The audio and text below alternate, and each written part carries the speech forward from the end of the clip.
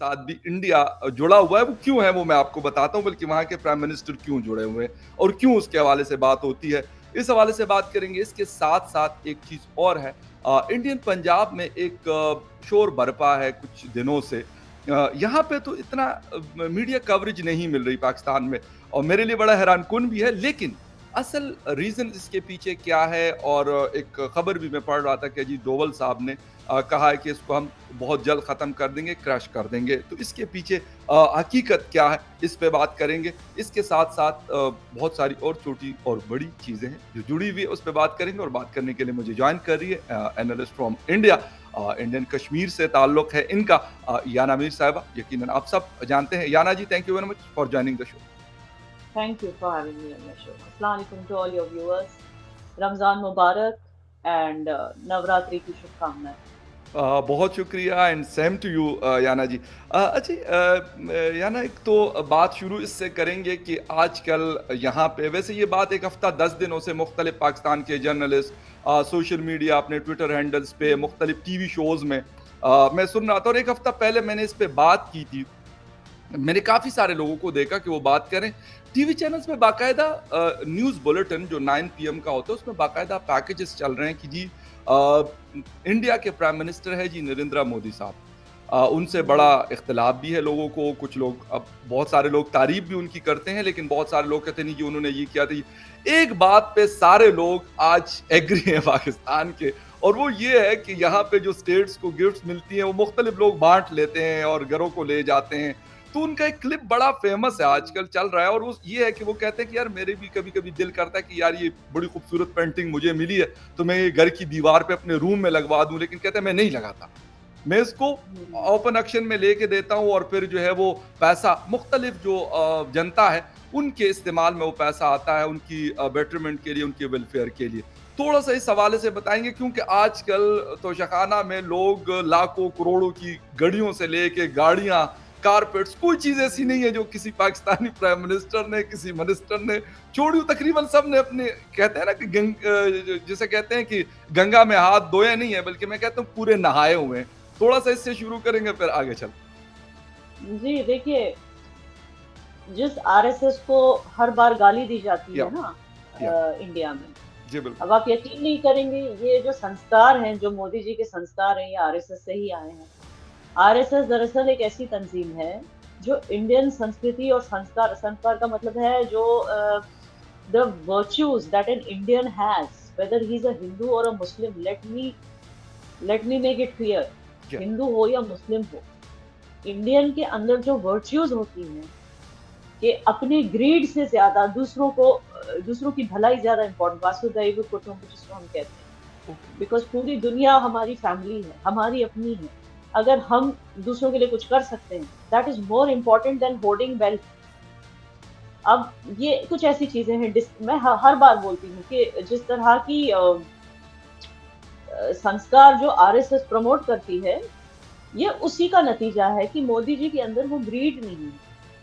अब यस। देखिए, पाकिस्तान में लोग रोते, अब वहां का कल्चर ही ऐसा है कि भाई पाकिस्तान में उनका कल्चर, पाकिस्तानियों का कल्चर ही ऐसा है कि वो 8 लाख रुपए के जूते पहनकर भीख मांगने चले जाते हैं। तो जब आपका कल्चर या ऐसा है, एग्री, बिल्कुल आई आपके एग्री विद यू। हुक्मरान ऐसे हैं, तो मतलब how can you expect, there is no comparison. और यहाँ पर जो है इन तरह की वर्च्यूज, ह्यूमैनिटी की वर्च्यूज पे ज्यादा हमारे यहाँ पे फोकस दिया जाता है, which is why it is hard, but we know कि ग्रीड पे हमें कंट्रोल होनी चाहिए for the good of the whole nation, for the good of humanity. तो ये चीज हमारे अंदर है, और आरएसएस जो है इन्हीं वर्च्यूज को प्रमोट करता है, ना ओके, कि किसी रिलीजन को। जी। फाइन। अच्छा, याना, ये वाली चीज़ बड़ी इंपॉर्टेंट आपने बताई, और मैं ये कह रहा हूँ कि मैं, मतलब इसलिए पाकिस्तान में इसको बहुत पॉजिटिवली बिलीव में लिया जा रहा है। मुझे खुशी हो रही है इस बात की कि पहले हम देखते थे कि नरेंद्र मोदी साहब का अगर कोई आता भी था तो बहुत अजीब अजीब करके उनकी तस्वीरें बनाई जाती थी और कहते हैं ये कर रही हैं। लेकिन आजकल ये चीज़ बड़ी कॉमन हो गई है। लोग कहीं पे बैठते हैं, मैं 2-3 दिन पहले खैबर पख्तूनख्वा में था, बिलीव मी, उनकी मैं प्रेस करते हैं, उनकी तारीफ मुख्तलिफ करते जगहों पे बैठा हूँ, बिलीव मी। या ना, मैं कोई ये नहीं कह रहा, लेकिन हकीकत में ये बात मुझे सुनने को मिली, तो मैंने कहा यार ये एक आदमी है न्यू दिल्ली में बैठा हुआ है, पाकिस्तान से उनका कोई लेना देना नहीं है, एक पड़ोसी के तौर पे वो रहते हैं, अपने मुल्क को आगे लेके जाते हैं। लेकिन आज पाकिस्तानी इस बात पे मजबूर हुए हैं कि उनको लगता है कि यार वाकई वो बंदा अपने मुल्क को आगे लेके गया है। आप इसके बेशक लिए दो उनसे रीजन है। जी जी प्लीज। हाँ, इसके दो रीजन है। जी एक तो ये रीजन है कि मोदी जी को वो लोग पहले जिस तरह से उनके बारे में गलत कहते थे, बिल्कुल। वो इसलिए कहते थे क्योंकि बार बार गुजरात में जो मुसलमानों के साथ हुआ उस चीज का या एक मॉड्यूलर एग्जाम्पल देके बार बार उस चीज के ऊपर मोदी जी का कैरेक्टर असैसिनेशन करते थे कि बिल्कुल उन्होंने वो करवाया। लेकिन एग्जैक्ट आज जब वो यही पाकिस्तानी दो चीजें देखते हैं, एक तो ये है कि 2022 की गुजरात इलेक्शन में बीजेपी जीत गया विद फुल मेजोरिटी, इंक्लूडिंग जो मुस्लिम मेजोरिटी एरियाज हैं गुजरात के, वहां भी लोगों ने बीजेपी को वोट दिया, जैसे कि ईस्ट सूरत। मैं एग्जांपल दे रही या हूँ। तो हाई मेजोरिटी से बीजेपी के एमएलए जो है हर जगह जो बीजेपी के रिप्रेजेंटेटिव्स हैं वही जीते हैं गुजरात में, including the majority Muslim areas. तो पाकिस्तानी तो यही सोचेंगे ना कि भाई जब गुजरात के मुसलमान ही उनके साथ हैं तो हम क्या बोल सकते हैं, या क्योंकि गुजरात के मुसलमानों को पता है कि उनके सीएम जो एक टाइम पे वो सीएम थे ना गुजरात के, या कि वो बिल्कुल एक्चुअली क्या है। शायद पहले उनको भी ये गलतफहमी थी कि मोदी जी ने ही जानबूझ के वो राइट्स कराया, लेकिन बाद में जब उन्होंने मोदी जी का काम देखा, उन्होंने देखा कि गुजरात को उन्होंने सिर्फ हिफाजत से ही नहीं बल्कि प्रोग्रेस से आगे बढ़ाया।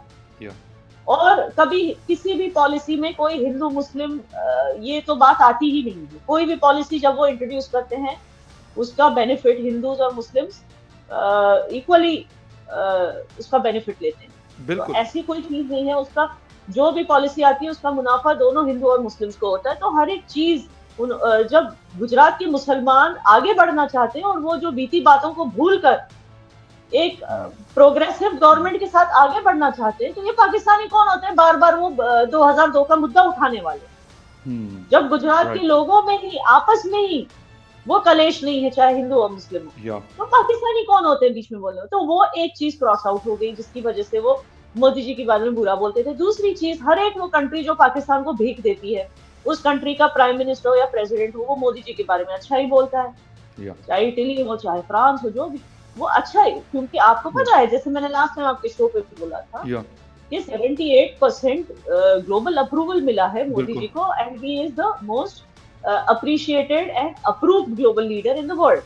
इसका क्या मतलब है कि डिप्लोमेटिकली हर एक कंट्री ने यही दावा किया है कि इनके साथ वो अच्छे रिलेशंस रखना चाहते हैं बेशक मोदी जी के साथ। और ये भी कहा गया है कि मोदी जी की जो गवर्नमेंट है, ये एक्चुअली पिछले कई दिनों से कई आर्टिकल सामने आ रहे हैं, जिसमें वॉल स्ट्रीट जर्नल पे वॉल्टर रसेल मीड ने लिखा कि Modi led BJP government is the most economically the most important government for the world in the coming years. तो हर एक कंट्री जो है, चाहे वो मुस्लिम कंट्री हो या वेस्टर्न कंट्री हो, आप सीरिया का प्रेसिडेंट देखो क्या बोलता है उनके बारे में। पैलेस्टीनियन गवर्नमेंट ने, हालांकि मैं पर्सनली जो है मैं फलस्तीन को सपोर्ट नहीं करती है, मेरे सारे डिस्पाइट बीइंग अ मुस्लिम ये मेरे सारे फॉलोअर्स जानते हैं, ठीक, लेकिन फिर भी आप देखिए फलस्तीनियन गवर्नमेंट ने उनको हाईएस्ट सिविलियन अवार्ड दिया, यूएई गवर्नमेंट ने उनको हाईएस्ट सिविलियन अवार्ड दिया हुआ है। ठीक है, ये है मोदी की। तो अब पाकिस्तान किस तरह से उनको उनका कैरेक्टर असैसिनेट करेगा, क्योंकि अगर पाकिस्तान से कोई उनका कैरेक्टर असैसिनेट करता भी है अपने मुफाद के लिए, अपनी बेतुकी पॉलिटिक्स के लिए, तो वो बेवकूफ नजर आता है, उसका कोई फायदा नहीं, उसका कोई फायदा नहीं है, क्योंकि दुनिया ने ऑलरेडी अपनी अप्रूवल दे दी है मोदी जी की गवर्नमेंट को लेकर, मोदी जी को लेकर एज अ लीडर। जी एग्जैक्टली। अच्छा याना जी, एक चीज और है, और वो मैं ये थोड़ा सा समझना चाहूंगा, फिर वो पंजाब वाले इशू पे जाएंगे, लेकिन क्योंकि बहुत सारे दोस्त जो भी मुझे मिलते हैं या हमारी वीडियोस देखते हैं तो वैसे पूछते रहते हैं कि यार ये वाली बात, ये बात। मैं ये कहना चाहता हूँ कि एक कंट्री है, यानी इस वक्त इंडिया 5वीं बड़ी रिजर्व रखता है, इकोनॉमी, यानी ये सारी चीजें, बहुत पैसा है उनके पास, वो बड़ा कुछ अफोर्ड कर सकते हैं। आपने शूज की बात की कि जी 8 लाख का जूता पहन के जाते हैं और पैसा मांग रहे जी IMF से या फिर वर्ल्ड बैंक से या फिर सऊदी अरेबिया से या फिर यूएई से। बिलीव मी, ये बात हम पाकिस्तान के अंदर बैठकर मुख्तलिफ शोज में हम ये बात करते हैं कि यार आप कम से कम उस लेवल का जाए कि आप उनसे उधार मांगने जा रहे हैं, या तो आप उनको देने जा रहे हो ना, फिर 8 लाख का क्या आप 50 लाख का पहन के चले जाएं। वैसे एब्सोल्युटली। जो बड़े लीडर्स होते हैं इस तरह की वो फिर नहीं करते, वो कहते हैं यार हमने बस ठीक है व्हाइट कलर का कुर्ता पहन लिया, नीचे धोती और वो मोदी साहब की मैं अक्सर एक तस्वीर देखता हूँ जिसमें नीचे कुस्सा टाइप एक शूज है वो पहन के बस वो फिर रहे होते हैं कहीं पे भी हो जाए, वो अमेरिका जाए, वो ऑस्ट्रेलिया जाए, वो अपने इंडिया में हो या वो सऊदी अरेबिया जाए, कोई और कपड़े मैंने उनके अभी तक नहीं देखे। तो क्यों ये स्पेशली जो हमारे एशियंस हैं, हम लोग थोड़े से ज़्यादा शोखे होते हैं ना, हमें होता है कि यार हम थोड़ा-सा दिखाएँ। हालाँकि ये शाखर्चियाँ मैंने अरबों अगेन आरएसएस, अगेन आरएसएस, क्योंकि आरएसएस हमें सिखाता है हुँ, how to be. I am not a part of discipline, RSS but I am telling you, क्योंकि मैंने इनके बारे में बहुत स्टडी किया। गुड। तो one one of the Indian virtues of simplicity, हुँ, कि या कपड़े होते हैं तन ढकने के लिए सिर्फ, बिल्कुल, इससे ज्यादा उनकी कोई मायने नहीं होता है। तो या उसके ऊपर ठीक है, आप ठीक है, you can be neatly dressed, as neat as possible, बिल्कुल, बिल्कुल, बिल्कुल। मगर मगर ड्रेसिंग पर आप इतने करोड़ों खर्च करेंगे, लाखों हुँ, खर्च करेंगे, इसमें कोई या सेंस है नहीं। खैर बॉलीवुड वो चीज प्रमोट करता है, but Bollywood is a part of India, it does not represent Indian values as such. बिल्कुल, बिल्कुल। बट हाँ, तो जो हमारी वैल्यूज है वो ये सिंप्लिसिटी। तो हुँ, अगेन वो एक आरएसएस की वैल्यू है, and because Modi is a product of RSS, तो उनके अंदर आपको ये सारी वैल्यूज नजर आएंगी, ना सिर्फ उनके अंदर, लेकिन जो टॉप रैंकिंग हुँ, हुँ, पेरेंट कोर बॉडी में जो बीजेपी वाले या हैं, उन सब में ये आपको क्वालिटीज नजर आएंगी, simplicity in dressing, lack of greed, आप देखिए जब मोदी जी अपनी माँ के साथ फोटोज लेते हैं, वो कौन सा हाँ, 5 स्टार होटल में बैठे होते हैं, दाल रोटी खा रहे होते हैं घर में बैठ के। बिल्कुल, तो इससे बिल्कुल, आपको समझ बिल्कुल। आता है कि the man is so simple, hard work, focus on work is so important. वही उनकी माँ जब गुजर गई तो या उनका अंतिम संस्कार खत्म करके सीधे चले गए ऑफिस, ना कोई रोड ब्लॉक्स हुए, ना कुछ। मतलब आप सोचिए, ये है संस्कार, और कहते हैं अपनी ना सिर्फ कैबिनेट के लोगों आरएसएस को के या हमारे ना लिए। मना कर दिया, कहते हैं अपने कैबिनेट के लोगों को कहते हैं कि उनके फ्यूनल पे आप लोगों ने नहीं आना भाई। आराम सही से बात बैठ के अपने काम धंधे करो, जो काम है आप लोगों का। है। मतलब यहाँ पे हमारे यहाँ क्या होता है, यहाँ पे यानी प्राइम मिनिस्टर तो बहुत बड़ी चीज होती है। अगर किसी किसी दूसरे ऑफिसर का कोई इस किस्म का हो जाता है तो पूरा ऑफिस तो कहते हैं जी फलां साहब की मदर या फादर की, मैं कहता हूँ कंडोलेंस और चीज है, वो करना चाहिए, लेकिन ये नहीं है पूरा दफ्तर बंद हो जाता है। सरकार की मैं बात कर रहा हूँ, बिलीव मी। और जहाँ पे जो इस्लामाबाद का कब्रिस्तान है, क्योंकि मेरा ऑफिस का आना जाना उस रास्ते से किसी वक्त होता था, तो वो पूरा ब्लॉक होता था मुकम्मल तौर पे। वो रोड, हालांकि बहुत खुली जगह है, बड़ी खूबसूरत जगह, तो वहां पे हम्म, क्योंकि फलां के फादर या फलां के मदर की डेथ हुई है, तो पूरा दफ्तर क्या और पता नहीं बाकी ऑफिस के लोग वहां पे पहुंचे होते वही मैं कह रही हूँ, तो सिंप्लिसिटी है। और एक मतलब खुद को इतना, सेल्फ को इतना बड़ा नहीं समझना, हैं या again that is a, exactly. ये सारे हमारे वर्च्यूज हैं। और इन सारे वर्च्यूज को जो है आरएसएस प्रमोट करता है अपनी ट्रेनिंग में, चाहे वो हम्म, जो भी जो उनकी जो ट्रेनिंग होती है उसमें ये सब। लेकिन अनफॉर्चुनेटली आपके हुक्मरान ये कहते हैं कि आरएसएस जो है लोगों को नाजी बनने की ट्रेनिंग देता है, हाँ बिल्कुल। क्योंकि उनके जो शॉर्ट्स हैं वो नाजी लोग जिस तरह के शॉर्ट्स पहनते थे उस तरह के शॉर्ट्स हैं। मतलब ये क्या सेंस है? अब हम्म, दुनिया को समझ में आ रहा है कि आरएसएस ने दरअसल क्या ट्रेनिंग दी है बीजेपी, मोदी जी को देखकर हम्म, एज अ रोल मॉडल। चाहे आप वीर सावरकर को गाली दे दो, पहले जो भी थे उनको गाली दे दो, गोडसे को गाली दे दो, ठीक है, लेकिन आज मोदी जी दुनिया के सामने एज अ रोल मॉडल। क्या या आरएसएस ने क्या ट्रेनिंग, आरएसएस दरअसल ट्रेनिंग क्या देता है, आप खुद ही देख लो अपनी नजर आंखों से। बिल्कुल जी। सही। अच्छा यानी जी एक तो थोड़ा सा आएंगे कश्मीर की, सॉरी पंजाब की तरफ। कश्मीर की तरफ तो खैर नहीं है, कश्मीर में अमन शांति ज़्यादा बेहतरी की तरफ जा रही है, लेकिन पंजाब में हो रहा है। और एक खबर मैं ये पढ़ रहा था कि कश्मीर में जब अमन अभी ज़्यादा वो हो रहा है, मतलब पीस आ रहा है, तो वहाँ पे अगर कुछ नहीं हो सकता तो कहते हैं कि पंजाब की तरफ वो करके फोकस करके और इधर किया जा रहा है। क्या असल कहानी क्या है? हालाँकि बहुत अरसे से हमने, ठीक है, बाहर कंट्रीज़ में इनके प्रोटेस्ट वगैरह भी देखने को मिल रहे हैं, सारा कुछ, लेकिन इंडिया के अंदर एज़ सच ऐसी कोई चीज़ नहीं थी। अभी क्या हुआ एकदम से कि ये एक हवा देखिए चली है?